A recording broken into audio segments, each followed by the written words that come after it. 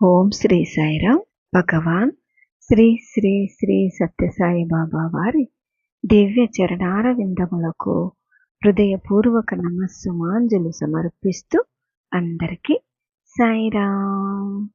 శ్రీ సత్యసాయి ఆనందదాయి సాయితో పయనం పుస్తక పఠనం తర్వాయి భాగం అండి. ఒకసారి వేసవిలో మేము పుట్టపర్తి వెళ్ళినప్పుడు ప్రశాంతి నిలయంలో ఉండేందుకు స్వామి మాకొక గది ఇచ్చారు. ఆ రోజులలో స్వామి ప్రతిరోజు సాయంకాలం భక్తులు నివసించే గదుల వద్దకు వస్తూ ఉండేవారు. వచ్చినప్పుడల్లా రూములో ఉన్న కిటికీని, క్రింద గోడకి నీరు పోయేందుకు చేసి ఉన్న తూమును చూపించి, అమ్మాయి ఏమైనా సరే ఈ రెంటిని మాత్రం తెరవవద్దు అని చెప్పిపోతూ ఉండేవారు. ఆ గదిలో 3 వంతుల మేరకు మంగళూరు పెంకులు నింపబడి ఉండేవి. వాటిలో చాలా ఎలుకలు చేరుతూ ఉండేవి. అందుచేత మేము బయట వరండాలోనే పండుకునేవాళ్ళం.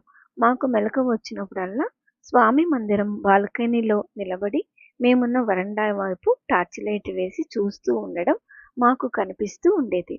మరోసారి మేము పుట్టపర్తి వచ్చినప్పుడు నిలయవాసులు మాకొక ఆసక్తికరమైన విషయం చెప్పారు. ఒక రోజున స్వామి వచ్చి ఆ రూము ముందు నిలబడినారట. డాబా మీది వాననీరు పోయేందుకు పెట్టిన గొట్టంపై నుండి పెద్ద పాము ఒకటి దిగి వస్తున్నదట. స్వామి దానిని చూసి, నీవెందుకు ఇక్కడికి వస్తున్నావు? మనుష్యులు చూస్తే నిన్ను ఊరికే విడిచిపెట్టరే అన్నారట. అప్పుడది సరసరా ప్రాకిపోయినదట. అప్పటి నుండి ఆ పాము మళ్ళీ ఎవరికంటా పడలేదట. అది రోకలంత లావుగా చాలా పొడవుగా ఉందని, చూడగానే భయంతో ఒంటికి చెమటలు పట్టేశాయని ప్రశాంతి నిలయవాసులైన మా స్నేహితులు చెప్పారు. స్వామికి ఎందుకు కిటికీని, తూమును మూసిపెట్టమని చెప్పేవారో, మధ్యరాత్రిలో టార్చ్ లైట్ వేసి ఎందుకు చూస్తూ ఉండేవారో అప్పుడు మాకు బోధపడింది. ఒక సాయంకాలం స్వామి దర్శనం చేసుకునేందుకు మేము కొందరం కలిసి మందిరం మేడ మీదికి వెళ్ళాము.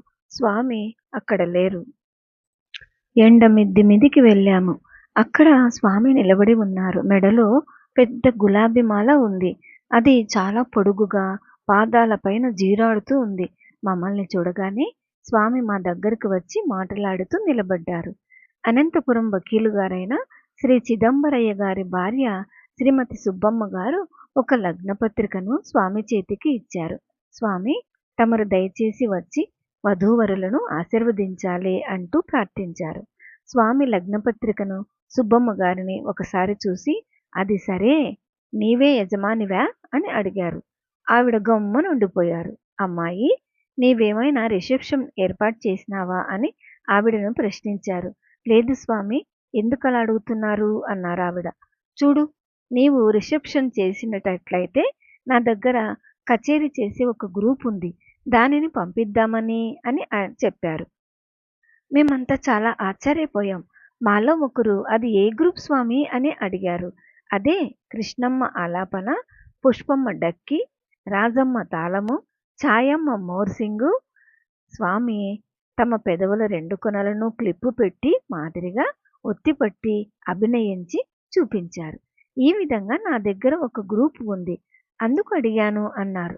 స్వామి ఎవరిని గూర్చి చెప్పారో వారందరూ అక్కడే ఉండడం చేత మా అందరికీ ఆపుకోలేనంత నవ్వు వచ్చింది. స్వామి కూడా నవ్వుతూ, అరే, నేను ఈ మాలను తీసివేయడం మర్చిపోయాను కదా అన్నారు. మంచిదే అయింది స్వామి, ఇంతసేపు మేము శ్రీ మహావిష్ణువు దర్శనం చేసుకుంటూ ఆనందపడుతూ ఉన్నాము అన్నాం మేమంతా. అందమైన ఆ గులాబీ మాలను మేము వెళ్లే ముందే భక్తులెవరో స్వామి మెడలో అలంకరించారు. ఒకసారి వశిష్ఠ గుహ నుండి తపస్వి పురుషోత్తమానంద శిష్యులొకరు పుట్టపర్తి వచ్చారు. ఆయన పాత మందిరంలో ఉండేవారు. గొప్ప సాధకులు. ధ్యానం పరిపక్వమైనట్లు తెలుసుకోవడం ఎట్లా అని అమ్మ ఒకసారి ఆయనను అడిగారు. కోరినది లభించడమే అందుకు నిదర్శనం అని ఆయన సమాధానం చెప్పారు. ఆ రోజునే అమ్మకి వాంతులయ్యాయి, తలనొప్పి వచ్చింది. నిమ్మకాయ దొరికితే బాగుండును, రసం తీసుకొని త్రాగితే కొంత ఉపశమనంగా ఉంటుంది అనుకున్నారు. కానీ అది నిమ్మకాయలు దొరికే ఋతువు కాదు. ఆవిడ భజనకు ప్రశాంతి నిలయానికి వెళ్ళిపోయారు. అక్కడి నుండి వచ్చేసరికి పాత మందిరం ద్వారం దగ్గర ఒక చిన్న పిల్ల బుట్టలో కొన్ని నిమ్మకాయలు పెట్టుకుని కూర్చుని ఉంది. అమ్మను చూడగానే, అమ్మాయి, నీకు నిమ్మకాయలు కావాలా అని అడిగింది. అమ్మ ఆశ్చర్యపోయారు. పురుషోత్తమానంద శిష్యులు, చూశారా, మీకు కావలసింది లభించింది, కానీ దానిని ఎప్పుడూ పరీక్షించకూడదు. అలా చేస్తే లభించినది పోతుంది. సాధన కొనసాగించండి అన్నారు. సాధన సంగతి ఏమో గాని ఇది స్వామి మహిమే అని తోచి ఆనందించారు అమ్మ. మందిరం బాల్కనీలో నుండి కిందనున్న భక్తులను స్వామి తరచుగా పండ్లు విసురుతూ ఉండేవారు. ఒకసారి మామిడి పండ్లు విసురుతున్నారు. ఒక పెద్ద పండును బాగా పిసికి దానిని లోకనాథం తాతగారికి విసిరారు. ఆయన దానిని పట్టుకున్నారు. పోవద్దు, ఇక్కడే తినేసే అన్నారు స్వామి. ఆయన ముచిక గిల్లి వేసి తినబోయేసరికి ఒక్కసారిగా బుస్సుమని రసం అంతా ముఖం నిండా చిందిపోయింది. ఆయనకు గడ్డం కూడా ఉండేది. ఆ గడ్డం మీదంతా రసం పడిపోయింది. అది చూసి క్రీడాపరులైన స్వామి కిలకిలా నవ్వుతూ ఉంటే అందరికీ నవ్వు వచ్చేసింది. ఆ హాస సౌందర్యానికి ముగ్ధులై లోకనాథం తాతగారు అలా స్వామి వంక చూస్తూ మైమరిచిపోయారు. స్వామి భక్తులతో ఆడుకోవడం అంటే ఇదేనేమో మరి. తనను పూర్తిగా నమ్మిన దృఢభక్తులతోనే స్వామి క్రీడా వినోది అయి ఆడుకుంటారు. స్వామి ఏమి చేసినా వాళ్ళకు సంతోషమే. ఇదే భక్తునికి భగవంతునికి మధ్య గల పవిత్ర ప్రేమానుబంధం. ఇది ఏదో సామాన్యమైన విషయంగా భావించరాదు. ఇది స్వామి తమ ప్రియభక్తునికి చేసిన ప్రేమాభిషేకం. ఇది ఇతరులకు అర్థం కాకపోతే అందులో ఆశ్చర్యపడవలసినది ఏదీ లేదు. అది సహజమే. కొందరితో చనువుగా మాట్లాడడం, కొందరిని ఏడ్పించటం, కొందరిని నవ్వించటం, కొందరిని హాస్యం చేయడం, కొందరికి కోపం వచ్చేటట్లు చేయడం, ఇదంతా శ్రీ సత్యసాయి లీలా వినోదం. దేవుడంటే బుద్ధ విగ్రహంలాగా ఉండాలన్న నమ్మకం కలవాళ్ళు ఇదేమిటి, దేవుడిలా చేస్తాడా అని సందేహపడేవారు. ప్రశాంతి నిలయం చుట్టూ జరిగే కట్టడ పనులను చూసుకోమని స్వామి లోకనాథం మొదలయ్యారు గారికి అప్పగించారు. ఆయన కూలీ వాళ్ళ చేత పనులు చేయిస్తూ ఉండేవారు.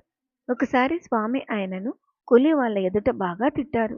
అప్పటి నుండి కూలీ వాళ్ళు ఆయన మాట వినడం మానేశారు. అప్పుడు ఆయన చాలా బాధపడి, స్వామి, మీరు నన్ను తిట్టండి, నాకు బాధ లేదు, కానీ వాళ్ళ ముందు తిట్టకండి, వాళ్లకు చులకనే పోతున్నాను, నా మాట వాళ్ళు వినడం లేదు అని స్వామితో మొరపెట్టుకున్నారు. అప్పుడు స్వామి, నిన్ను తిట్టానా? లేదే, నీ కర్మను తిట్టాను అన్నారు. షిరిడి అవతారంలో స్వామి భక్తులను తరచుగా తిట్టడం, కొట్టడం, కోపపడడం చేసేవారు. భక్తుల పట్ల వాత్సల్యంతో వారి కర్మలను త్వరగా తీర్చేందుకే అలా చేస్తున్నారన్న సత్యాన్ని ఆనాడు కూడా అందరూ గ్రహించలేకపోయారు. మైసూరుకు చెందిన శ్రీ సత్యసాయి మహిళా సేవాదల్ కన్వీనర్ గారు ఒకసారి తమ స్నేహితురాండ్రతో కలిసి యాత్రలు చేస్తూ ఆనందాశ్రమానికి వెళ్లారు. అప్పుడు శ్రీ రామదాసు గారు లేరు. వారి శిష్యురాలైన మాతృశ్రీ కృష్ణాబాయి గారు ఉండేవారు. ఆశ్రమంలో ఎల్లప్పుడూ శ్రీరామ్ జయరామ్ జయ జయరామ్ అనే నామజపం జరుగుతూ ఉండేది. మాతృశ్రీ దర్శనం చేసుకుని వచ్చేటప్పుడు ఆధ్యాత్మిక విషయాలు ఏవైనా మాకు చెప్పండని మహిళా సేవాదల్ కన్వీనర్ గారు అడిగారు. అప్పుడు మాతృశ్రీ కృష్ణాబాయి గారు, మీకు నేను ఏమీ చెప్పవలసినది లేదు, మీరు ప్రారంభంలోనే కృష్ణుని పట్టేశారు, ఆయన దొరికేందుకే కదా సాధనలన్నీ చేసేది, ఆయనే దొరికేశాక ఇంకా ఏమీ అక్కర్లేదు అని చెప్పారట. ఒక భక్తురాలు భర్త స్థిరం లేక విసిగిపోయి పుట్టపర్తికి వచ్చేసింది. ఆడపిల్లలు పెద్దవారైనారు, పెండ్లి చేసేవారు లేరు, తండ్రి పట్టించుకోడు. ఆ విషయాలన్నీ తలుచుకొని ఆవిడ ఇక్కడ బాధపడుతూ ఏడుస్తూ ఉండేవారు. ఆవిడ అన్నలంతా కలిసి ఒక బిడ్డకి పెళ్లి చేసి తర్వాత పుట్టపర్తి వచ్చారు. వారిని స్వామి ఇంటర్వ్యూకు పిలిచారు. ఎవ్వరూ చూసేవారు లేని ఆ ఆడబిడ్డకు మీరంతా చేరి పెళ్లి చేశారు కదా, నాకెంతో సంతోషమైంది. మీరు ఆ పుణ్యకార్యం చేయడం చేత నేను మీ 7 తరాలను కాపాడుతాను అని వారితో స్వామి చెప్పారట. ఈ శకంలో 1961వ సంవత్సరంలో జరిగిన దసరా ఉత్సవాలు చిరస్మరణీయమైనవి. ఎందుకంటే అప్పుడే మొట్టమొదటిసారిగా వేదపురుష సప్తాహ జ్ఞానయజ్ఞం ప్రశాంతి నిలయంలో ప్రారంభించబడింది. అప్పటి నుండి ఏటేటా భగవాన్ శ్రీ సత్యసాయి బాబా వారి దివ్య సన్నిధిలో జరిగే దసరా ఉత్సవాలలో వేదపురుష సప్తాహ జ్ఞానయజ్ఞం అతి ముఖ్యమైన కార్యక్రమంగా రూపొందింది. వారం రోజుల పాటు పరమ పవిత్రంగా జరిగే ఈ జ్ఞానయజ్ఞం యొక్క ఆఖరు రోజున అంటే విజయదశమి నాడు పూర్ణాహుతి జరుగుతుంది. స్వామి వేదపురుషునిగా, యజ్ఞపురుషునిగా సాక్షాత్కరించారు. విశ్వ కళ్యాణార్థం నిర్వహింపబడే ఈ యజ్ఞంలో ఆజ్యహ్యుతులతో ప్రజ్వలుతున్న అగ్నిజ్వాలలతో నవధాన్యాలు, గంధపు చెక్కలు మొదలైన పవిత్ర ద్రవ్యాలతో పాటుగా స్వామి తమ దివ్యహస్తాన్ని పైకెత్తి నవరత్నాలను కురిపించే ఆ మంగళకర దృశ్యాన్ని చూసేందుకు 1000 కళ్ళు చాలవు. పూర్ణాహుతి అయ్యాక భగవాన్ శ్రీ సత్యసాయి బాబా వారు మందిరానికి విచ్చేసి మేడపైన నిలబడి అక్కడ చేరిన మహాజనులందరికీ వినిపించేలాగా ఈ విధంగా ప్రకటించారు. నేను ఒక సేవా సమితిని ప్రారంభిస్తున్నాను. అందులో సభ్యులుగా చేరి ఎవరు నిస్వార్థ సేవలు చేస్తారో వారు, వారి పిల్లలు, మనుమలు, మునిమనుమలు కూడా ముక్తులైపోతారు. కానీ మెండుగా పరీక్షలు పెడతాను. అందులో ఎవరు నెగ్గుతారో చూస్తాను. చివరిదాకా ఎంతమంది నిలుస్తారో చూద్దాం అని అన్నారట స్వామివారు. 1963లో గురు పౌర్ణిమ ముందు ఒక వారం రోజుల పాటు స్వామి తీవ్రంగా జబ్బుపడ్డారని, గురు పౌర్ణమి రోజున తమంతట తామే దానిని బాగు చేసుకున్నారని విని మేము వెంటనే పుట్టపర్తిపోయి శ్రీవారి దర్శనం చేసుకున్నాం. ప్రత్యేక సంభాషణార్థం స్వామి మమ్మల్ని పిలిచారు. స్వామి, మమ్మల్ని అందరినీ రక్షించే తమరు ఇట్లా జబ్బు పడితే మా అందరికీ చాలా బాధగా ఉంటుంది. అలాంటి సమయంలో మేము ఏమి చెయ్యాలి? దయచేసి చెప్పండి స్వామి అన్నారట. అప్పుడు స్వామివారు, ఏమీ చేయనక్కర్లేదు, మీరేమీ చేయనక్కర్లేదు, అంతా దానికదే బాగైపోతుంది అని మళ్ళీ 2-3 సార్లు అదే ప్రశ్న వేశారంట వీళ్ళు. కానీ మళ్ళీ స్వామి అదే జవాబు చెప్పారంట. మీరందరూ నా ఆజ్ఞను పాలిస్తే చాలు అన్నారట. ఎట్లా స్వామి అని అడిగితే, నేను రా అని పిలుస్తాననుకో, ఎట్లుంటే అట్లే వచ్చేసేయాలి. చేతిలో ఉన్న వస్తువును పక్కన పెట్టే ప్రయత్నం కూడా చేయకూడదు. అప్పుడు నేనన్నాను, స్వామి, మైసూరు, బెంగళూరు మొదలైన చోట్ల కొందరు తమను గూర్చి చెడ్డగా మాట్లాడుతున్నారు. వికారంగా పేపర్లలో చిత్రాలు వేయించి అవహేళన చేస్తున్నారు.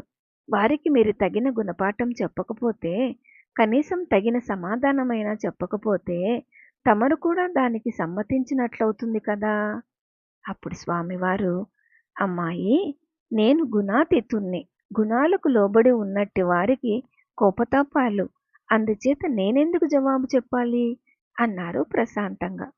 అప్పుడు స్వామిని నేను అడిగాను, అయితే వారికి శిక్షయే లేదా స్వామి? స్వామి అన్నారు, ఉంటుంది, వారికి వారి వలననే శిక్ష. ఎట్లంటే వెనుకటి జన్మలోని పుణ్యఫలం ఉంటే ఈ జన్మలో చేసే పాపాల ఫలితాల నుండి తప్పించుకోగలుగుతారు. వెనుకటి పుణ్యఫలం ఎప్పుడు ఖర్చయిపోతుందో అప్పుడు వెంటనే పాతాళానికి పడిపోతారు. మళ్ళీ తల ఎత్తడం ఉండదు. అందుచేత నేను జవాబిచ్చే అవసరమే లేదు. ముందేమవుతుందో నీవే చూస్తావు. నా సంకల్పం లేనిదే ఒక్క గడ్డిపోచ కూడా కదలదు. మీరు ధర్మపరులు కనుకనే ఈ మాటలు చెప్తున్నాను. ఎవరు నన్ను జారుడని, చోరుడని, మోసగాడని ఎన్ని విధాలుగా నిందించినా అది విన్న మీ మనస్సులో అయ్యో అలాగా అని అపనమ్మకం కలుగకుండా ఉంటే మీరు నా నిజమైన భక్తులు. నేను మీ వాడినై ఉంటాను.